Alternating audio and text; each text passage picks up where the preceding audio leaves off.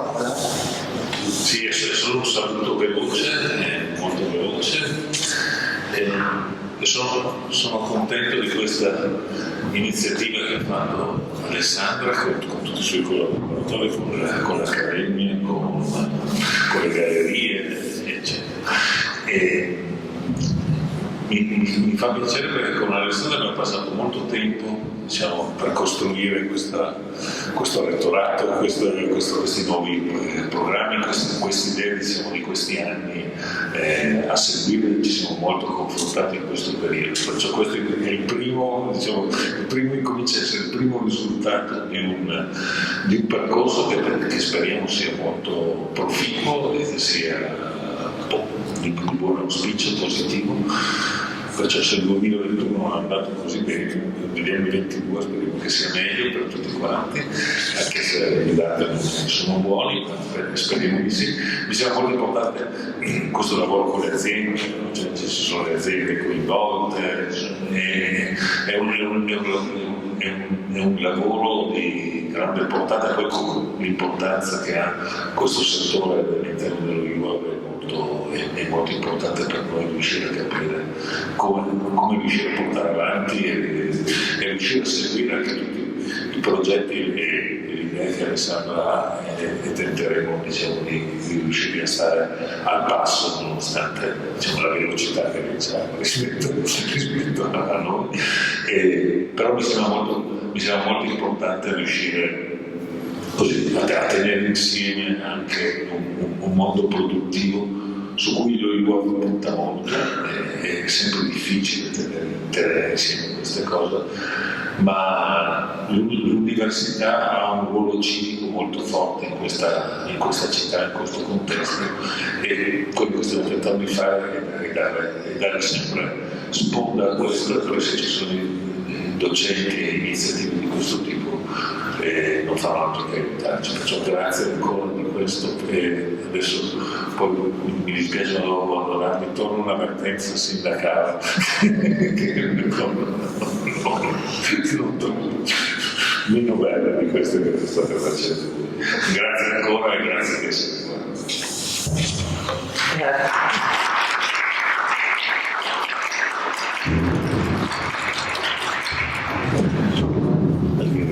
Arrivederci. Grazie. Ci grazie infinite delle parole e buone feste. Inizio da una cosa di organizzazione in realtà pratica, solo per riepilogare come funziona la nostra giornata di oggi, che è divisa in due parti. Siamo qui insieme in Aula Magna all'Università Ioanni Venezia fino alle 16:30 per riflettere sul rapporto tra Venezia e la moda, e su questo progetto di ricerca che ha indagato alcune presenze importanti in questo ambito nella città lagunare, e dalle 17, secondo appuntamento, seconda parte della giornata, presso le gallerie dell'Accademia, per vedere insieme il fashion film Abito Venezia e per incontrare il team creativo che ha lavorato a questo film e anche le opere d'arte che hanno ispirato i lavori, oltre alle aziende senza le quali non avremmo potuto fare questo progetto. Mi dispiace, in origine saluto i miei studenti di moda e soprattutto gli studenti di storia del corso di storia della moda 2 che avrei dovuto incontrare questo pomeriggio e che ci stanno seguendo in realtà in streaming. La giornata è trasmessa in streaming e che per motivi per evitare assembramenti, per motivi diciamo precauzionali, abbiamo chiesto loro, erano molto interessati a questo tema, molto interessati al tema del fashion film, ma appunto in via precauzionale abbiamo chiesto loro di seguirci a distanza, quindi li ringrazio doppiamente perché so che per loro non essere qui oggi è stato un po' un sacrificio. Ecco. Bene, Bene, introducendo il tema di questa giornata e il motivo per cui abbiamo sviluppato questa ricerca, cercando di ibridare due cose, Venezia e la moda, e interrogandoci su quali erano i punti di contatto tra Venezia e la moda, e abbiamo subito visto che in fondo i fashion studies, gli studi sulla moda, hanno avuto un rapporto con questa città non sempre molto chiaro e non sempre profondo. Ci siamo quindi proposti con questo nostro lavoro, che è durato un lavoro di ricerca, che è durato un anno, che appunto si sta concludendo, di dare un piccolo contributo a colmare una lacuna, e abbiamo cercato quindi di indagare le relazioni della moda e lo spazio urbano di Venezia, che inevitabilmente implica anche ragionare sul turismo, perché chiaramente Venezia è una città profondamente legata al turismo, e l'abbiamo cercato di fare non in una prospettiva astratta, ma attraverso lo sguardo di chi nella città lagunare è attivo nella ideazione, nella produzione e nella vendita di moda. Ci sembrava cioè questo sguardo, il loro sguardo, lo sguardo delle persone, sia artigiani, sia designer indipendenti, sia aziende storiche che sono in questa città magari attive da moltissimo tempo. Ci sembrava il loro sguardo davvero molto importante per capire se la moda può essere parte di un nuovo progetto della città, per capire se può rappresentare una pratica che abbiamo chiamato di redirezione, e quali stimoli si possono creare e come la moda può contribuire a stimolare, e se può contribuire a stimolare la residenzialità, un turismo sostenibile. E devo dire che tutte queste domande in realtà noi avevamo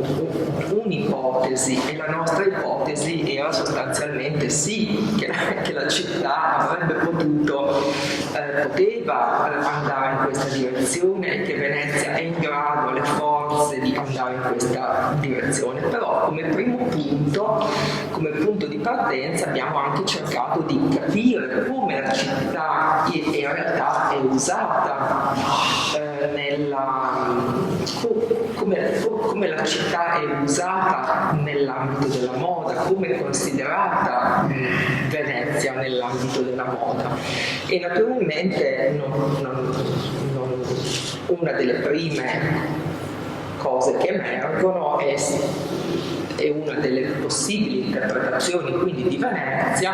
magari non la più desiderabile, però comunque presente, è l'idea di Venezia come una specie di scenografia che si tiene sullo sfondo e di cui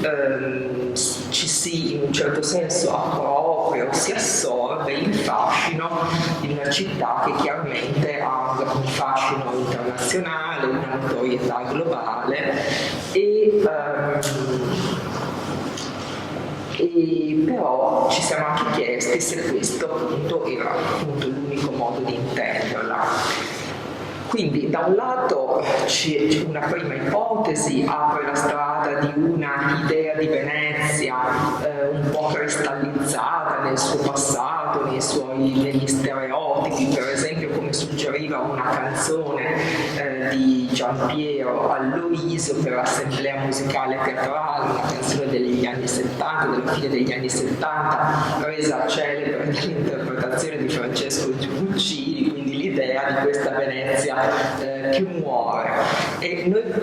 partivamo, la nostra ricerca inizia dopo la pandemia, e quindi tutti avevamo visto queste immagini di una Venezia anche molto disabitata, molto desolata, e quindi questa era una possibile strada in cui stava andando Venezia, ci chiedevamo. Naturalmente l'auspicio era un altro, come vi stavo dicendo, cioè la nostra idea era cercare di individuare delle esperienze diverse e che potevano suggerire la capacità che la città secondo noi ha, e abbiamo cercato di dimostrarlo, di trasformarsi e di trasformare questa sua anche eredità di città del turismo. E abbiamo lavorato quindi su questa idea di trasformazione, parola alla quale io sono anche molto legata, anche nella definizione di moda. Secondo me la moda è una forma di trasformazione che va dal soggetto, dalle nostre soggettività fino all'ambiente in cui viviamo, e quindi abbiamo cercato di capire come questa trasformazione potesse essere applicata al caso di Venezia. E il titolo della ricerca, Future in Venice, che abbiamo dato al nostro lavoro, si riferisce proprio a questa idea, a questa proposta. Abbiamo mutuato questa idea del futuring dalle teorie di un teorico del design australiano al quale facciamo spesso riferimento, secondo il cui chi progetta e quindi in questo caso anche chi progetta moda nella città di Venezia è in grado e ha il dovere di promuovere delle pratiche di cambiamento, di trasformazione, e ha quindi anche la capacità di reimmaginare il modo in cui viviamo in una direzione auspicabilmente sostenibile, ha la capacità e il dovere di concepire delle alternative ai modi anche attuali di ideare, di produrre e di consumare, quindi anche appunto anche nello specifico nel campo della moda. La moda è qualcosa che molto spesso è stata associata a delle cose negative, che viene associata a cose come iperconsumo, come fast fashion, come produzione di scarti. Applicando questa idea di moda ad una città così delicata e così particolare di Venezia, ci siamo anche chiesti appunto se questa idea di sovracconsumo, di fast fashion non poteva prendere un sapore completamente diverso una volta impiantata quindi in questa città, e crediamo tutto sommato di aver aggiunto un piccolo tassello nella riflessione su questo tema. Quando abbiamo iniziato questo lavoro, come vi dicevo, era un po' il momento della pandemia e ci guardavamo anche intorno e ci chiedevamo che cosa stanno facendo anche non solo gli studi di moda, cioè chi di moda se ne occupa da un punto di vista storico, da un punto di vista teorico, ma cosa stanno facendo anche i grandi brand della moda, i marchi della moda. E in effetti c'è stato, un po' credo tutti noi che abitiamo a Venezia abbiamo notato da parte di molti brand internazionali, soprattutto dal 2020, un certo interesse nei confronti della moda. Per esempio un designer di moda statunitense molto noto che si chiama Rick Owens ha iniziato in quell'anno, nel 2020, a presentare a Venezia al Lido le sue collezioni sia da donna che da uomo. Allo stesso tempo anche il brand Valentino ha presentato la collezione di haute couture per l'inverno 2021 all'Arsenale di Venezia. Saint Laurent ha commissionato per la sua sfilata per l'estate 2022 un'installazione quest'estate a luglio, un'installazione di specchi e piante intitolata Green Lamps a un artista statunitense, Doug Aiken, all'isola della Certosa.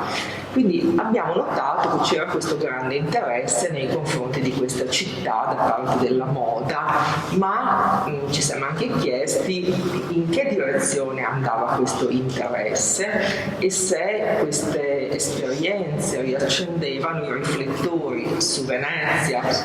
solo per un breve momento oppure cercavano di dirci qualche cosa.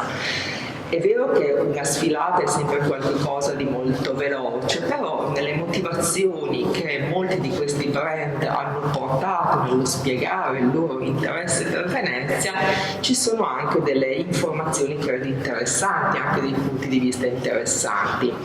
per comprendere questo particolare, difficile rapporto tra moda e turismo nell'era pandemica. Per esempio Pierpaolo Piccioli, il direttore creativo di Valentino, ha parlato della sua sfilata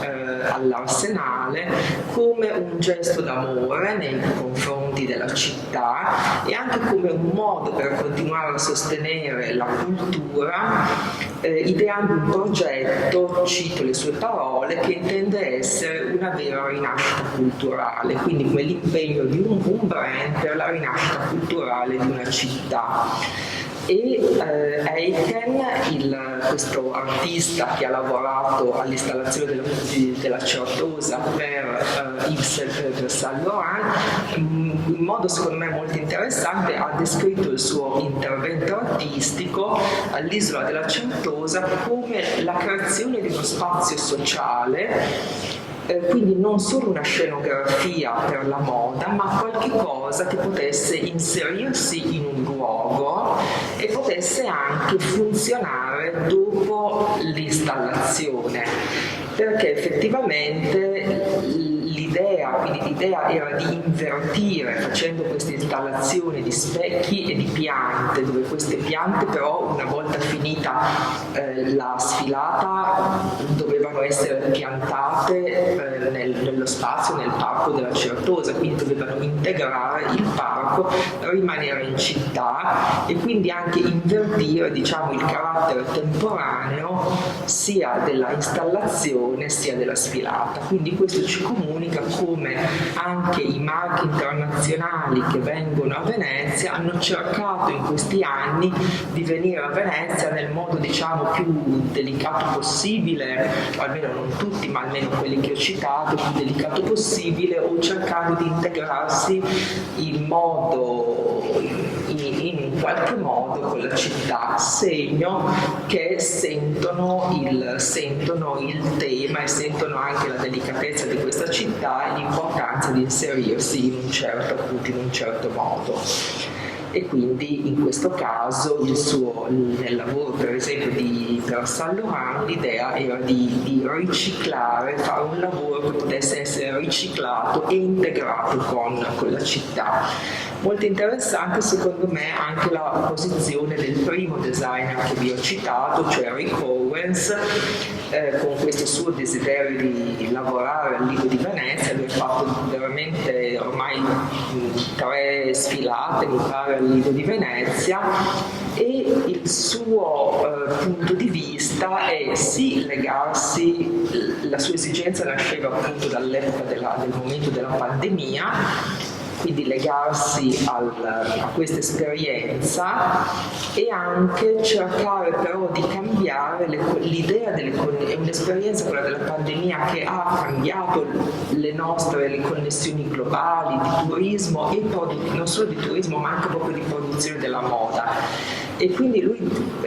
dice: io vado al Lido perché è il posto dove io passo le mie vacanze, quindi non è per me un posto dove io sono turista per un giorno, ma è un posto dove in estate mi piace stare, ed è anche un posto dove oltre a sottolineare questa familiarità con questo posto è anche il luogo dove vicino, come dice lui, vicino al posto dove lavoro, nel senso che, come sapete, Venezia non è per quanto riguarda la moda non è un'isola, ma è un'isola dalle spalle molto robuste, perché alle spalle di Venezia c'è un entroterra dove si produce il Made in Italy, e quindi è un'isola molto ben collegata alla produzione della moda e anche con delle realtà, come sappiamo bene, importantissime. Quindi ad esempio nel caso di Rick Owens dice: ho fatto, a proposito della prima sfilata, una sfilata senza pubblico con la mia squadra italiana e, cosa ancora più interessante per noi, a 2 ore di distanza dalla fabbrica. Quindi, come dire, Venezia in quel momento era per me uno stare un po' a casa e bottega. E la dimensione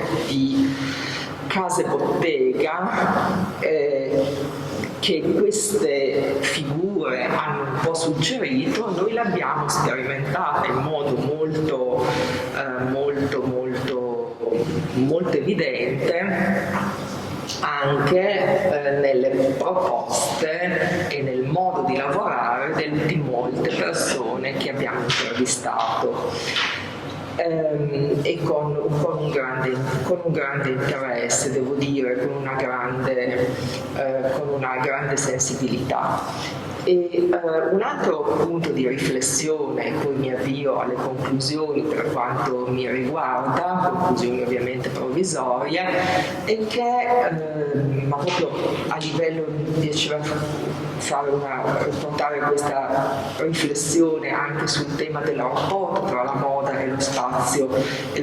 urbano, perché il XIX e il XX secolo ci hanno abituati ad un'idea di spazi urbani, di moda che si relaziona a spazi urbani intesi come le grandi città, quelle che si chiamavano le capitali, per esempio le capitali della moda. E alla fine del XX secolo questa idea di connessione con le grandi metropoli o con Milano, Parigi, Londra e New York ha lasciato il posto ad questo modello diciamo ottocentesco, ha lasciato il posto ad un sistema più con il desiderio di integrare queste famose quattro capitali della moda con anche un nuovo parallelo, ma tuttavia, forse anche a causa della pandemia, sembra invece essersi creata una dimensione opposta, una tendenza opposta, quindi non tanto di fluidificare e di moltiplicare le città della moda, quanto invece di voler insistere su alcune città alcune città o alcuni luoghi con una grande carica iconica, con un grande potere, anche a livello di immaginari. E questo per esempio non necessariamente però significa riportare in auge le vecchie capitali della moda, Parigi o Londra o New York o Milano. Per esempio se pensiamo a Dior che ha fatto la sua sfilata a Marrakech, quindi cercando dei luoghi appunto con una grande carica, a livello di visione, a livello di immaginario. Vengono a fare delle sfilate qui da noi. Però c'è questa dimensione, tornare su città con un'identità molto forte, però anche il desiderio di percorrere delle strade meno battute. E quindi probabilmente Venezia, come dicevo in apertura, non è mai stata una capitale della moda o un luogo centrale per il fashion show, è stata una capitale della moda, ma nel contemporaneo, negli ultimi secoli, non rientra nella mappa delle 4 o 5 capitali della moda riconosciute globalmente. Questo in un certo senso sta giocando, quest'ultima tendenza sta forse giocando a suo favore. Resta da chiedersi che cosa appunto resta in questi luoghi da Marrakech a Venezia, dopo che i Ferrari se ne sono andati, e che cosa resta in queste città quando invece siamo a contatto con realtà come quelle che abbiamo indagato in questa ricerca, che non sono una volta e via, anche se appunto si rende conto che la città di Venezia ha certe caratteristiche, ma che invece hanno deciso di vivere in questa città, di lavorare in questa città, e che hanno deciso di essere dei brand magari un po' defilati anche dai percorsi centrali della città, lavorare in modo indipendente, di essere degli artigiani radicati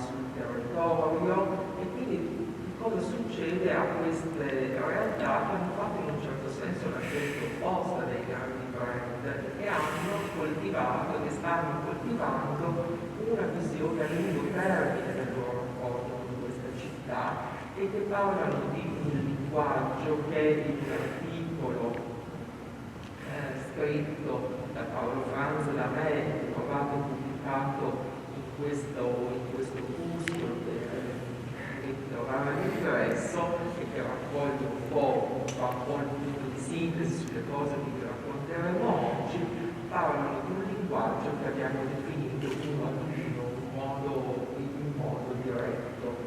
e parlano e si rendono disponibili al dialogo tanto con i residenti, di cui sono spesso una espressione, tanto con i turisti di passaggio. Quello che volevamo fare, concludendo, era ragionare su un'idea di vita urbana che è una riflessione da un famoso sociologo di inizio XX secolo che si chiama Simmel. Parlava di Venezia e della sua vita urbana come opera d'arte, come lavoro artistico. Sebbene nel lavoro di Simmel ci sia anche un'immagine un po' dicotomica tra una Venezia che per lui è esclusivamente artificiale e dall'altra parte invece quest'idea di artificialità della città e dall'altra parte l'idea della vita urbana come opera d'arte, noi abbiamo cercato di superare questa dicotomia e ci siamo un po' lasciati affascinare però da questa idea di una Venezia come opera d'arte, e pensando che il lavoro nella moda che svolgono questi artigiani, questi brand indipendenti, possa anche aiutare le opposizioni binarie tra un'idea di artificio, un'idea di concretezza, che tipo di dover scegliere tra cosa sia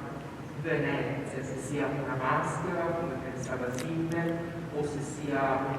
una cosa fatta di pura concretezza, e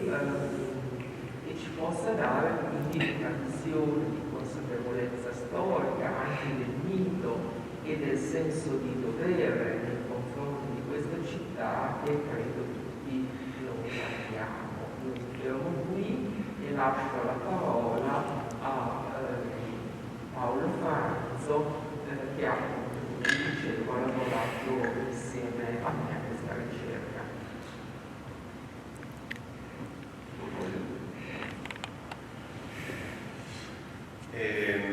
Buongiorno a tutti. Quando con Alessandra Baccari abbiamo iniziato a immaginare questo progetto di ricerca, subito il nostro interesse si è focalizzato su Venezia. Volevamo capire, volevamo indagare, scoprire chi nel centro storico continua ancora oggi a immaginare la moda, a realizzarla e a venderla. E molto rapidamente abbiamo iniziato a trovare un gruppo di persone che continuano, nonostante tutto, e con grande energia e grande anche sperimentazione, a lavorare nel centro storico di Venezia sulla moda. E quindi vorrei iniziare subito da loro, da voi che siete qui oggi, a ricordare le aziende, gli artigiani che sono parte di questo progetto e che grazie al loro lavoro hanno consentito che questo progetto appunto si sviluppasse. Dobbiamo ringraziare il tessitura Luigi Bevilacqua e i tessuti artistici Fortuni, due aziende storiche che continuano a rimanere in città e produrre in modo artigianale, molto manuale, dei tessuti assolutamente pregiati. Le calzature di Gabriele Gmeiner e Dobbiamo ringraziare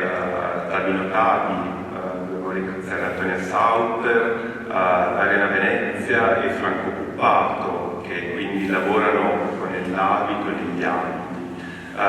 i gioielli di Attombri, i gioielli di Vergombello e di Marina e Susanna Sent,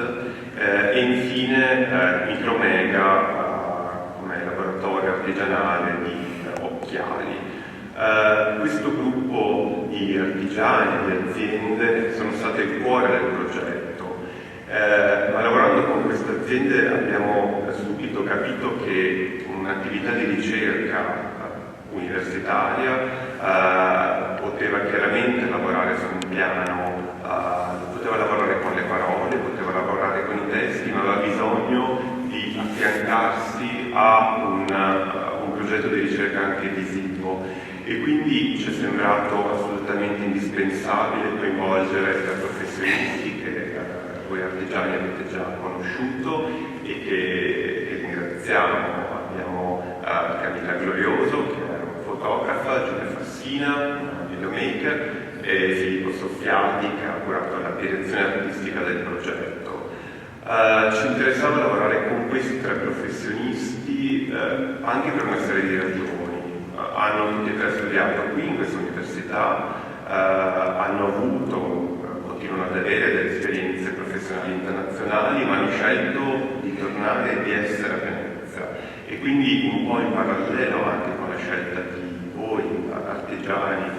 di continuare a lavorare e a vivere in questa città, ci sembrava utile tenere questo parallelismo anche sulle persone che poi hanno curato tutti i materiali visivi del progetto. Mentre parlo state vedendo una piccola selezione delle immagini che sono state realizzate, che sono una delle parti di questo progetto, e poi con il fashion film vediamo l'altra parte. Il progetto è stato pensato proprio con due macro azioni. Un'azione è appunto il fashion film Abito Venezia, che presentiamo oggi e che vedremo nella seconda parte alle Gallerie dell'Accademia. Il fashion film ci è servito per avere un momento in cui tutto ciò che voi artigiani realizzate potesse essere presente in uno stesso luogo, in uno stesso momento, e potesse attraverso delle immagini comunicare un'idea di Venezia, un'idea della moda contemporanea a Venezia. L'altra parte, l'altra macro azione di questo progetto di ricerca è consistita invece in un lavoro sul territorio, sulla città, andando noi da voi artigiani. Quindi da marzo a luglio scorso con Camilla, Filippo e Giulia abbiamo passato i vostri laboratori, i vostri negozi, i vostri punti vendita, con l'obiettivo di conoscerli, con l'obiettivo di indagare il nostro punto di vista su ciò che fate, sulla città, sui turisti, sui residenti e sull'idea anche di futuro di questa città. E quindi questa indagine è stata fatta sui vostri pensieri, ma è stata fatta appunto un'indagine anche visiva sui luoghi in cui lavorate, in cui producete, in cui vendete. Per ciascuno dei 10 artigiani che sono stati parte di questo nucleo del progetto è stato realizzato un progetto fotografico ed un breve video documentario che da gennaio, uno al mese, uscirà online. Oggi però ci tenevamo a mostrarvi in anteprima un piccolo trailer che raccoglie dei frammenti delle vostre testimonianze e che è un primo assaggio appunto di questa parte del lavoro.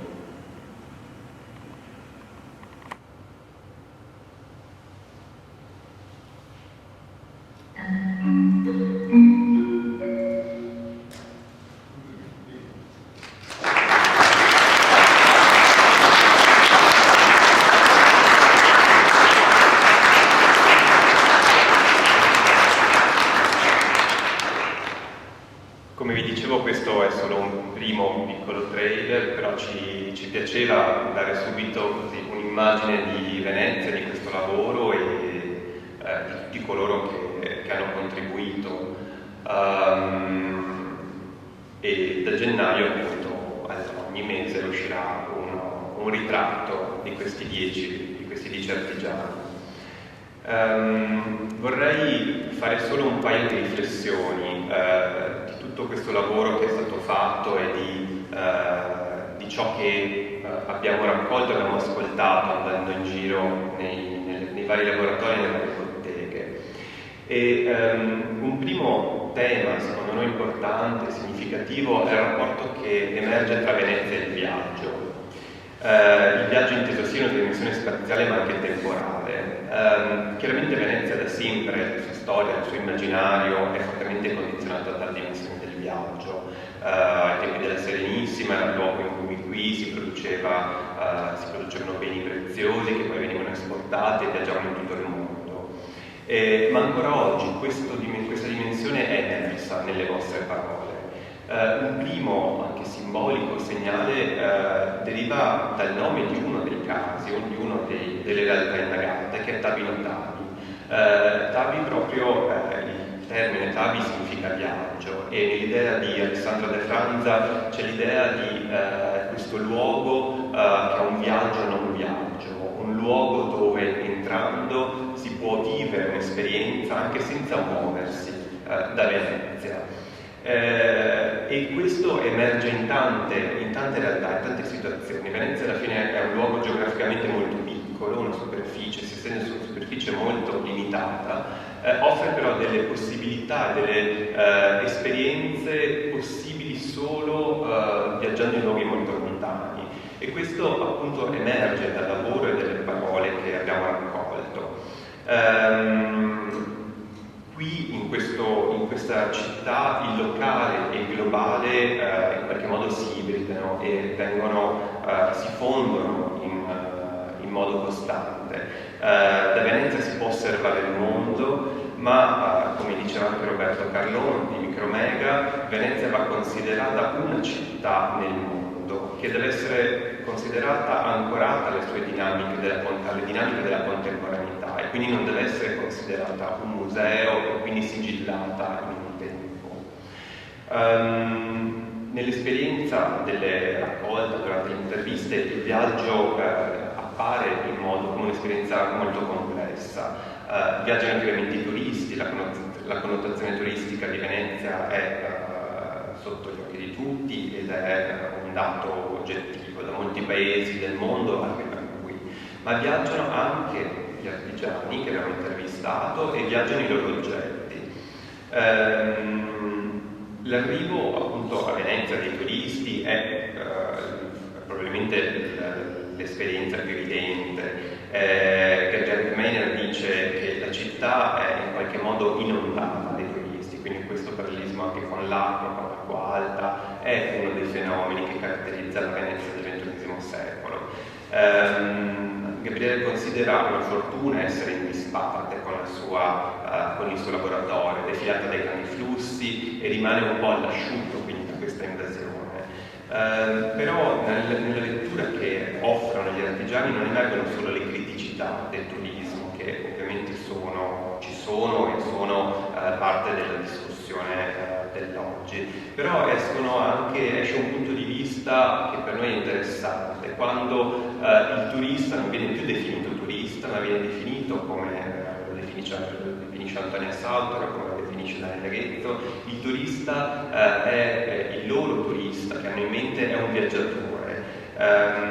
che non sono quindi degli spettatori passivi della città, ma sono delle persone interessate ad esperienze su misura, queste esperienze one-on-one appunto che abbiamo definito con Alessandra Maccari. E Daniele Ghetto riflette anche su un altro aspetto del turista. Il turista come persona che porta anche un'eredità genetica internazionale, che non è solo il piede, Daniele Ghetto fa calzature su misura, e non porta solo un piede che è un piede veneziano, un piede italiano, un piede europeo, ma entrano nel suo laboratorio dei piedi da tutto il mondo, e questo per lei è anche motivo di ricchezza e di scambio. E questo anche ha spinto molti artigiani a non sentire nemmeno l'esigenza poi di muoversi da Venezia, perché a Venezia si possono vivere, si ha la percezione di stare in mezzo al mondo.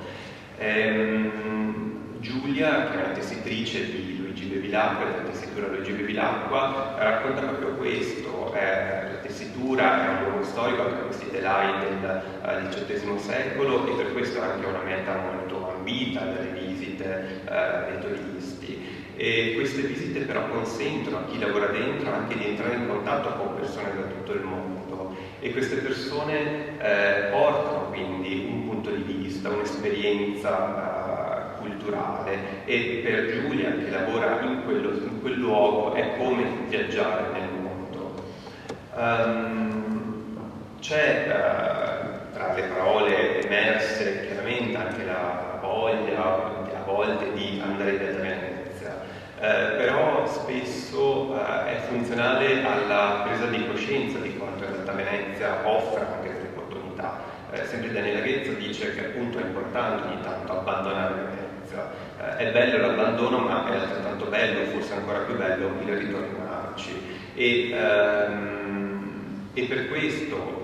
Marina e Susanna Sant o Antoine Sauter ci hanno raccontato di aver fatto molte esperienze anche all'estero, professionali, di essere andati via, però anche di aver poi amato e di aver cercato il ritorno e di aver voluto rimanere in questo luogo e aver continuato la loro passione in questa città. I viaggi sono spesso degli stimoli creativi e degli stimoli per trovare anche nuovi contatti. Un esempio particolarmente significativo è quello di Franco Cuppato, dei suoi viaggi in bici, che ci ha raccontato in giro per l'Europa, ma sempre con il metro in tasca, quindi con la voglia e la possibilità di farsi conoscere all'estero, di trovare nuovi clienti e di stringere nuove relazioni. Viaggiano gli artigiani, ma viaggiano gli oggetti degli artigiani. Questa è un'altra tipologia di viaggio, che è sicuramente quella ancora più significativa, che consente in qualche modo a Venezia di essere portata in giro per il mondo. A questo proposito è sembrata utile la riflessione di Carla Turrin, che lavora nello showroom di Fortuni. Carla ci dice che è estremamente piacevole arrivare qui, sapere che c'è questo luogo che ogni mattina attira le diverse maestranze per la realizzazione di tessuti, che da cui partono e vanno in tutte le latitudini. Tutti i tessuti Fortuni, come tutti gli oggetti creati dagli artigiani a Venezia, in qualsiasi luogo del mondo dove si trovino, sono prodotti a Venezia, sono realizzati qui. In qualche modo portano metaforicamente Venezia nel mondo. Questa è anche simile all'opinione appunto di Stefano e Daniela Tombri, quando affermano che indossare una loro collana, che è fatta con perle di vetro di Murano, perle di Contea di metà Novecento, in qualche modo consente a chi le indossa appunto di indossare un pezzo di Venezia. E un altro esempio rispetto alla dimensione del viaggio torna ad essere Tabino Tabi, che è un progetto sicuramente anche molto innovativo, perché ha scelto di creare questi abiti con dei filati d'alga. Quindi Tabino Tabi è un esempio di come Venezia consenta anche non solo di lavorare sulla tradizione, la moda, ma consenta anche di generare delle idee innovative che si confrontino con le sfide della contemporaneità e quindi con i temi della sostenibilità della moda. E Tabino Tabi ci dice proprio quanto il suo progetto susciti anche l'interesse dei turisti, porti un'attenzione e una curiosità, e chiedendosi anche, creando questa suggestione visiva e letteraria tra Venezia, le alghe e ciò che appunto il progetto del brand sta portando avanti. Quindi se il viaggio è uno dei grandi temi che sono emersi in questi racconti che abbiamo raccolto, un altro grande tema, questo secondo tema su cui vorrei soffermarmi, è la relazione anche visiva fila che tra i laboratori, i negozi, gli artigiani si instaura rispetto allo sguardo di chi attraversa la città. Alcune delle realtà si caratterizzano per un forte grado di trasparenza, sono estremamente visibili, riconoscibili e consentono a chi attraversa la città di vederle quasi fossero in un luogo pubblico. All'opposto, altre invece lavorano su un'idea invece di opacità, cercano di comunicare un'idea di segretezza che per secoli ha anche caratterizzato la moda.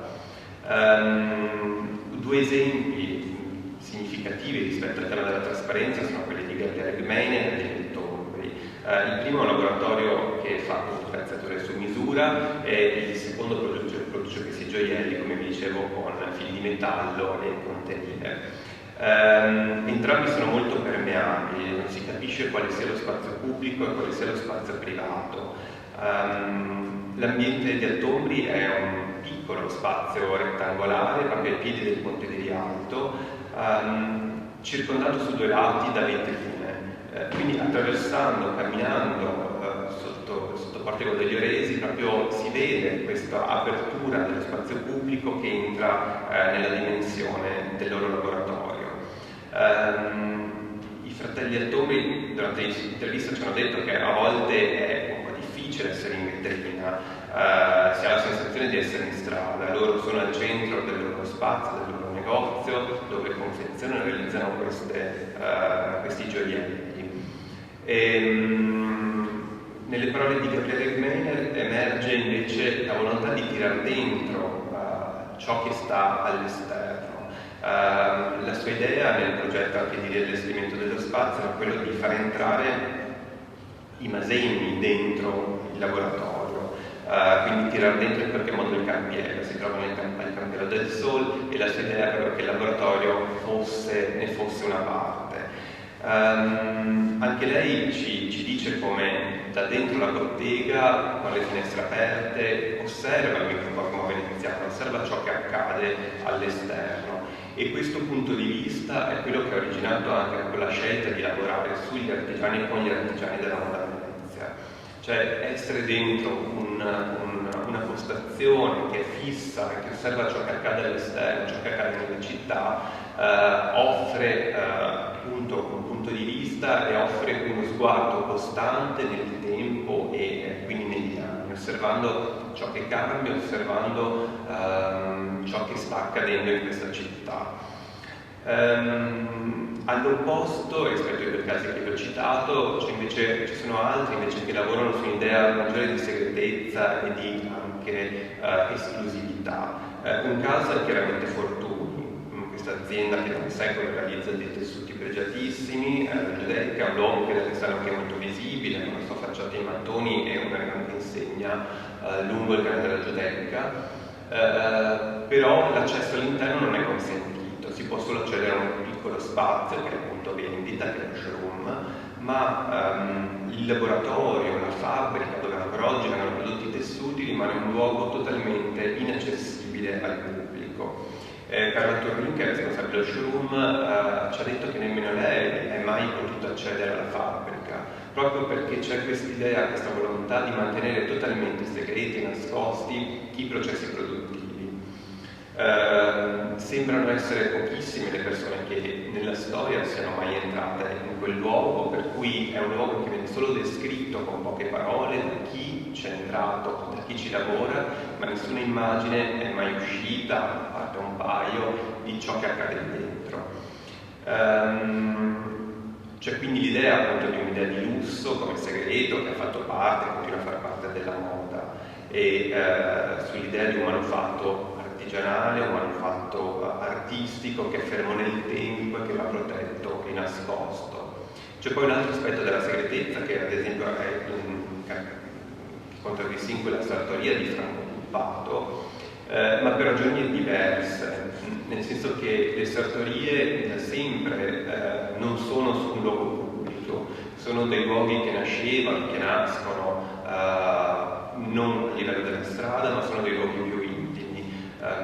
La sartoria di Franco Puppato si trova infatti a primo piano, non è visibile possibile dalla carne, e quindi ci accede solo chi sa che esiste quel luogo e chi vuole accedere a quel luogo. Una volta però che si accede, tutto è visibile e tutto è assolutamente in presa diretta. Quindi una volta che si entra in quella sartoria si osservano tutte le azioni compiute da Franco e dai suoi collaboratori. Si vede la rilevazione delle misure, si vede il taglio del tessuto, si vede lo stiro, si vede la confezione. Quindi in questo caso appunto c'è proprio la volontà e la scelta di portare avanti questa tradizione della sartoria come luogo privato, come luogo intimo, dove attraverso un passaparola le persone, i clienti, possono accedere e possono farne parte. Con questo io concludo. Volevo solo dire appunto che poi parleremo in modo più approfondito del fashion film. Ci interessava però darvi un quadro generale, un quadro d'insieme del lavoro che è stato portato avanti in questo anno di ricerca. Una parte di queste riflessioni, come diceva Alessandra Baccari, sono confluite in questa piccola pubblicazione a cui però tenevamo molto, e vede in questo lavoro vede anche la collaborazione di altre persone che ci hanno un po' seguito in questo periodo, quindi Claudio Piscopo, che è stato un borsista di ricerca allo UAB, e Lorenzo Mason, che con il suo studio hanno curato la progettazione. All'interno trovate appunto alcune riflessioni che abbiamo fatto emergere oggi e una selezione delle immagini di questo lavoro sul campo che è stato fatto da Filippo, Camilla e Giulia, e quindi così, è un primo segnale, una prima traccia anche di questi pensieri. Prego. Grazie Paolo. Io darei la parola a Maria Teresa Dalbò del Dipartimento di Educazione e Ricerca delle Accademie di Venezia, che ringrazio per essere qui. Ringrazio naturalmente anche il direttore Giulio Manieri Elia di Gallerie e anche Diana Zilliotto, che all'inizio ci ha seguito ed è stata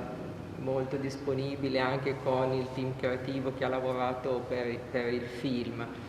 Come ha sottolineato il rettore in apertura, questo è anche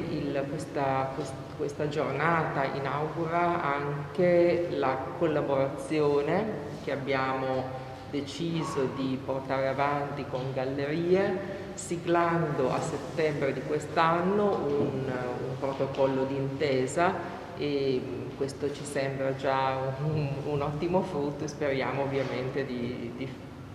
portare avanti questo lavoro. Grazie Maria Teresa, prego. Buongiorno, buon pomeriggio a tutti. Porto i saluti del direttore, il dottor Giulio Manieri Elia, che non poteva essere con noi, non può essere qui oggi per motivi personali, e ringrazio per l'invito a questo momento di presentazione del progetto Abito Venezia, che appunto ha rappresentato un primo momento di incontro e di contatto e di riflessione su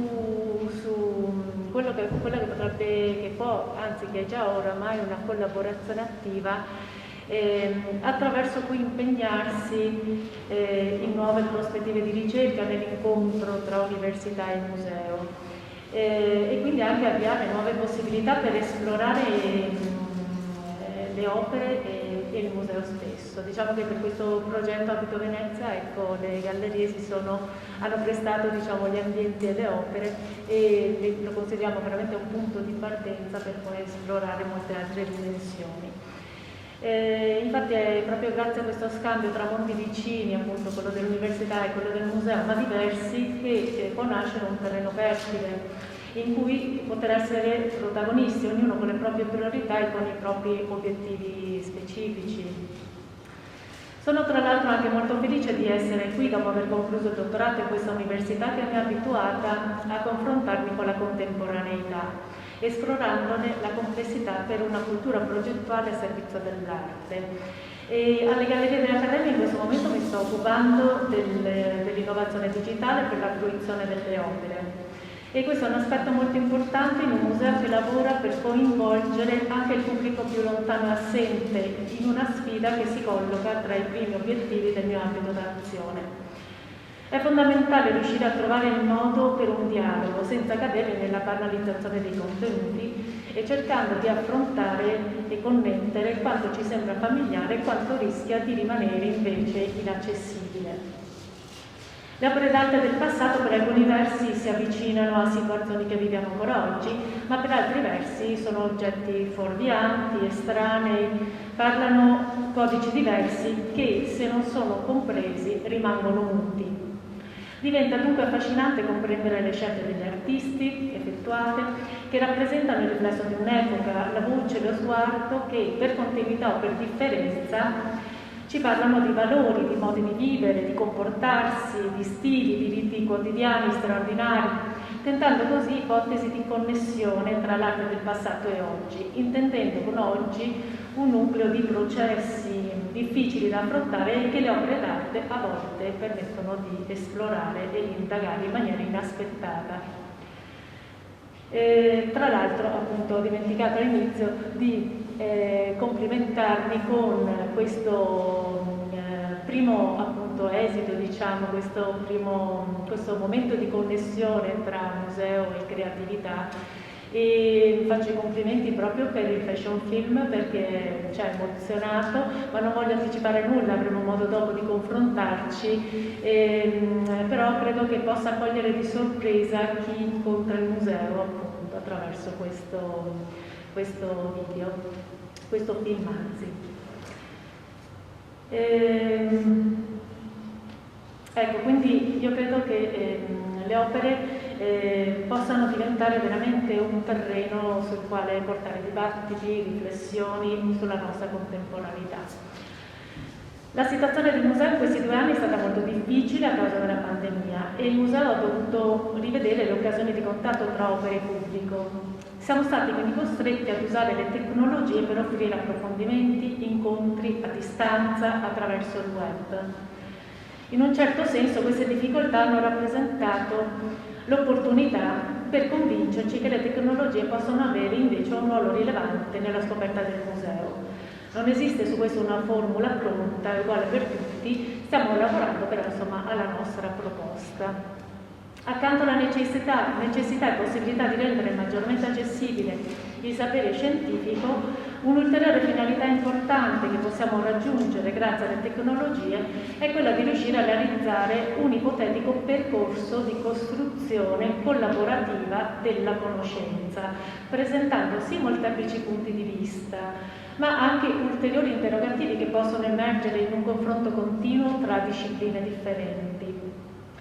Mentre la ricerca sulle opere procede attraverso le modalità e le discipline più consolidate del museo, come la storia dell'arte, il restauro, la conservazione, sto lavorando alle gallerie per innescare processi sperimentali di creazione del sapere,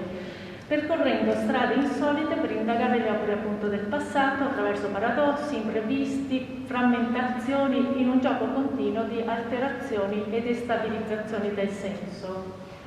A tale proposito, quello che mi sembra importante è riuscire ad affrontare le opere attraverso il fare progettuale e le dinamiche creative, intesi come strumenti che possono generare nuova consapevolezza tra mondo del passato e il nostro presente. In questa sfida di sperimentazione creativa, così come potremmo chiamarla, sto progettando innanzitutto una piattaforma digitale destinata al sito web del museo in cui far convergere i contributi più diversi sulla ricerca delle opere. Tale piattaforma è dunque intesa inizialmente come un grande contenitore in cui presentare punti di vista molteplici sia per il tipo di contenuti sia per il metodo e gli approcci diversificati per generare conoscenza. Successivamente questa piattaforma potrà essere il luogo in cui far accadere discussioni in tempo reale che potranno portare poi ad una elaborazione successiva, individuale e collettiva. In tal senso si intende generare creativamente, attraverso suggestioni, approfondimenti, riflessioni che danno vita ad interazioni, azioni performative, nuovi linguaggi del contemporaneo, installazioni tra mondo digitale e mondo fisico del museo e delle opere. L'intenzione è dunque quella di usare le tecnologie per far emergere nuove potenzialità per l'esperienza a distanza in collegamento con chi si trova fisicamente in museo. L'appuntamento in museo diventa quindi il momento per condividere il punto di partenza che porterà successivamente, anzi inviterà ad un risultato collettivo. L'Università IU avrà un'opportunità importante per affrontare questa sfida tra mondo digitale e creatività generativa, tra processi progettuali e complessità contemporanea. E nei prossimi mesi si potranno, se lo si desidera, organizzare dei momenti di incontro per conoscere più approfonditamente le intenzioni del progetto, ma anche per proporre idee e proposte in cui vedere protagonisti, docenti, studenti assieme e assieme anche a tutto lo staff del museo. Grazie a questa collaborazione sarà inoltre possibile organizzare dei tirocini extracurricolari post laurea, che sono per noi una novità, mirate a continuare quanto iniziato durante un periodo formativo. Stiamo quindi valutando le modalità che speriamo di pubblicare a gennaio nel sito e che potranno essere un'occasione per gli studenti.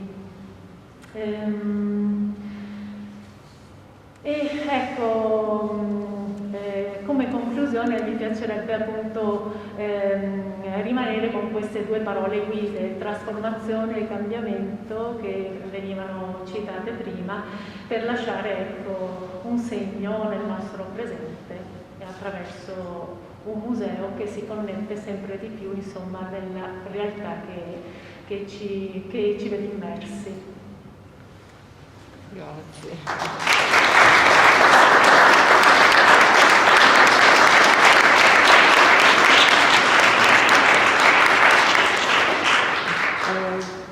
Grazie a tutti. Abbiamo ancora una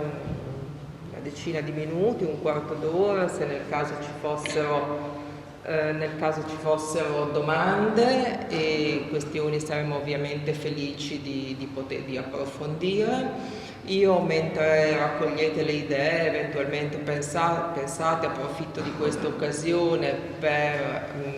anche per fare alcuni ringraziamenti che abbiamo mancato di fare fino a questo momento, e a cominciare appunto dalla Regione Veneto, che è finanziatore di questo progetto nell'ambito di del POR FSE, che è uno strumento molto importante per i temi proprio dell'educazione, della occupabilità e anche da un punto di vista in un certo senso anche del sociale. Poi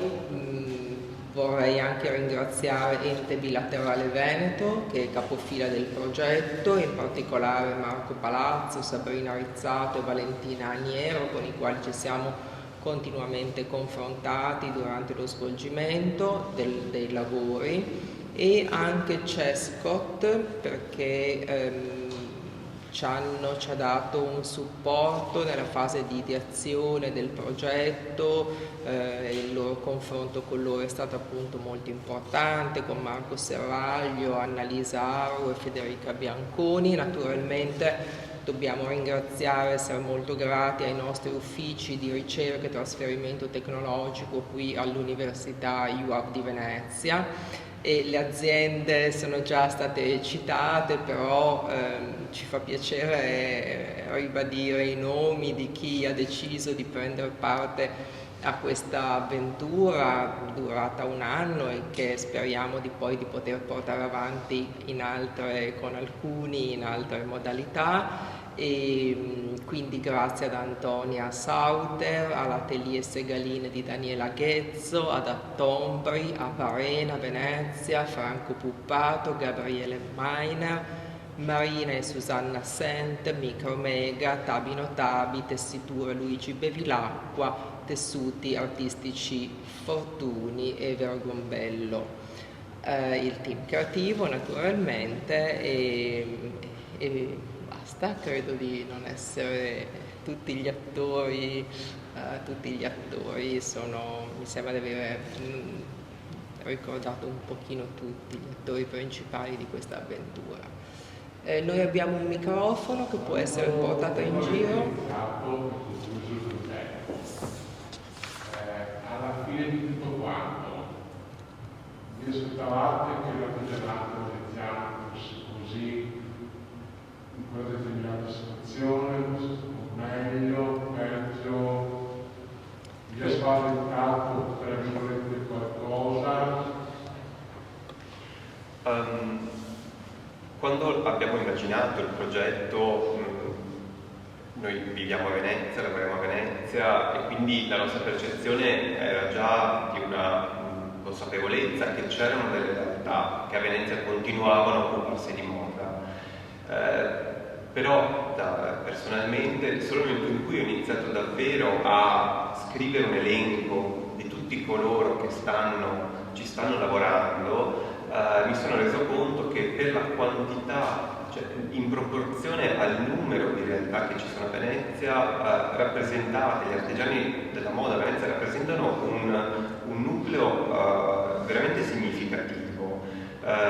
sia per competenze, sia per anche diversificazione della propria azione. E quindi per me è stato devo dire anche sorprendente iniziare a girare e a conoscere meglio le realtà e capire quanto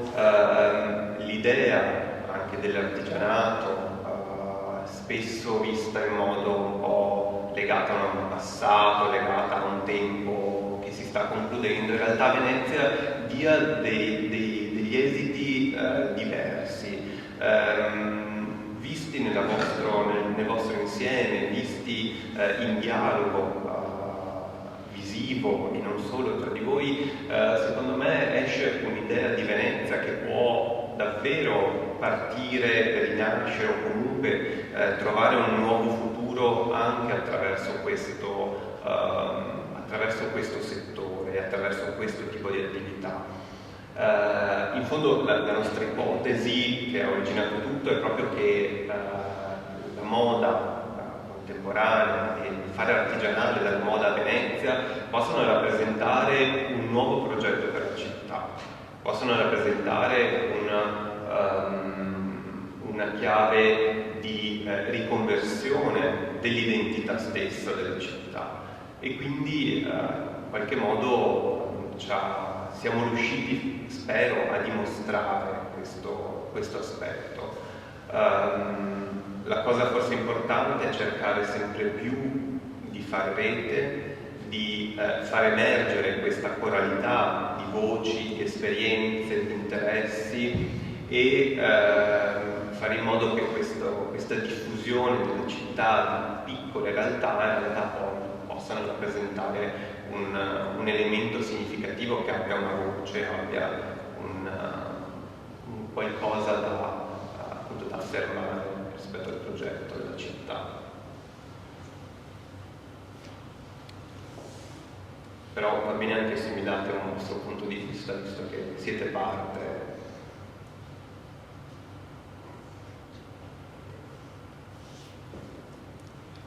Ci sono altri? Sì. Io volevo dopo aver possiamo insegnare solo che la chiesa in realtà abbiamo tanti a casa.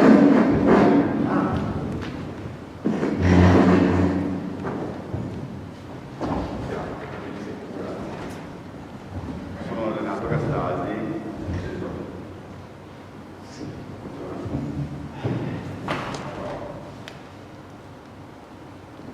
Questo funziona. Ecco, buongiorno, sono Renato Castaldi, marito di Alessandra, il direttore di questo progetto per Natale. E semplicemente un'idea che mi è venuta così ascoltando. Sarebbe bello, visto che il gruppo nostro non è, almeno quelli presenti, non siamo tantissimi operatori mai a Venezia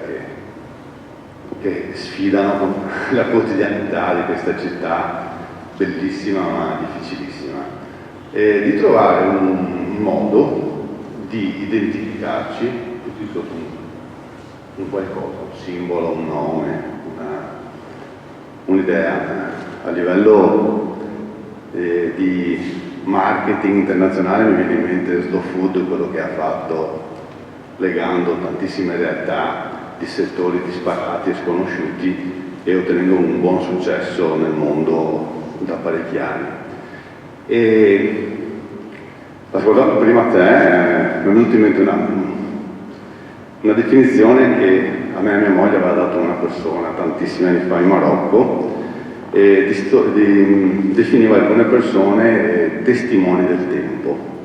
E quindi legandomi a quello che aveva detto nel campionato del Sol, è testimone di un tempo che passa davanti a quel negozio, potrebbe essere un'idea, comunque questa è un'idea, poi se ne possono studiare le altre, di creare una specie di gruppo di persone che comunque sono testimoni del tempo a Venezia, attraverso la loro attività, che si adeguano a questo tempo e lo sfidano e lo innovano anche, rimanendo sempre fedeli alla città stessa. Ecco, questa era un po' un'idea per dare anche un abito presentabile anche al resto del mondo, cioè nel senso che poi non è che deve essere una setta chiusa, no? Anzi aperta, perché è semplicemente la rappresentazione di un modo di pensare che può essere veneziano, ma può appunto avvenire da ovunque. Tutto qua. Se posso dire qualcosa, anche noi devo dire che lavorando a questo progetto abbiamo pensato a quale dimensione ha Venezia con il tempo, e oltre a vedere Venezia come questi viaggi di cui parlava Paolo Franzo prima, quindi uno degli spostamenti nello spazio, ci siamo anche chiesti qual era la dimensione temporale di una città come Venezia, e abbiamo pensato un po' a Venezia come macchina del tempo.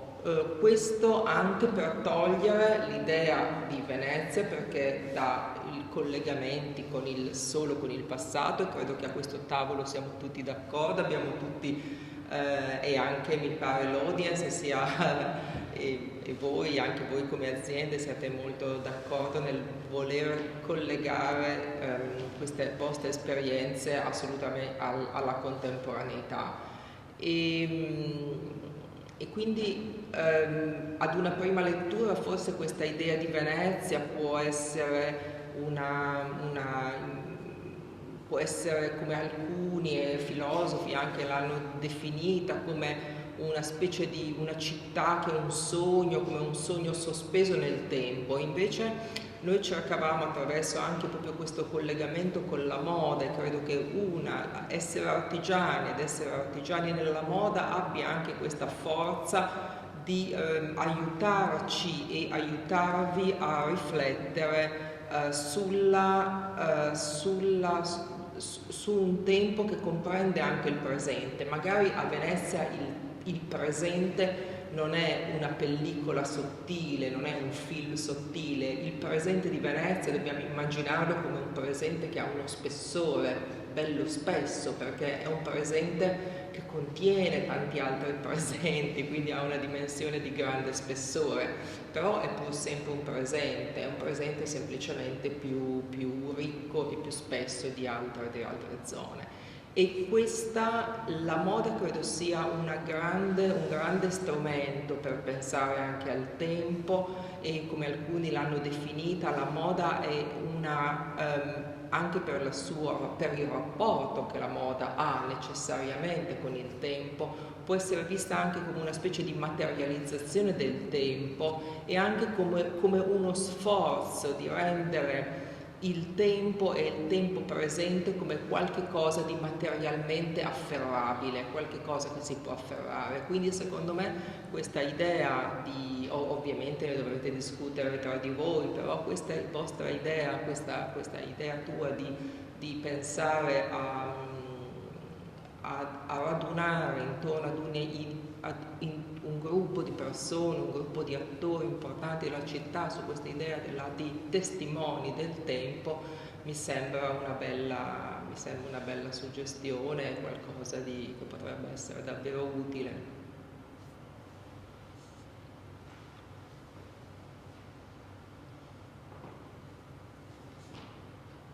Ci sarebbe tempo per un'ultima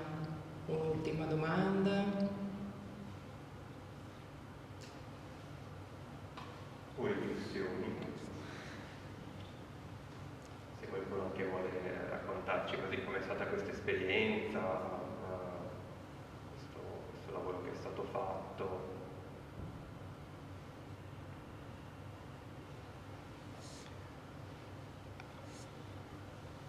Altrimenti ovviamente possiamo continuare, chiudere qui e continuare anche magari in un modo più informale dopo aver guardato il film e conversando appunto tra di noi nella seconda parte della giornata, se siete d'accordo. Ricordiamo solo appunto che adesso andremo quindi alle Gallerie dell'Accademia, vedremo, ci sarà un'introduzione del team creativo che ci racconterà un po' quali sono state le suggestioni, le idee, gli obiettivi anche di questo lavoro, e il fashion film sarà in esposizione fino al 9 gennaio alle Gallerie dell'Accademia, e quindi invitiamo tutti quelli che non sono qui oggi ad andare in questo tempo, e solo successivamente sarà disponibile anche online, quindi sfruttate questi giorni per... Ricordato che è gratuito per gli studenti? No, meglio dirlo, esatto.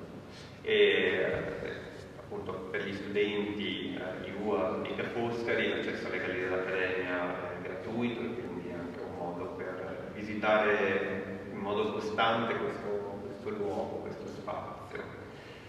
E direi che possiamo concludere. Grazie a tutti. Grazie.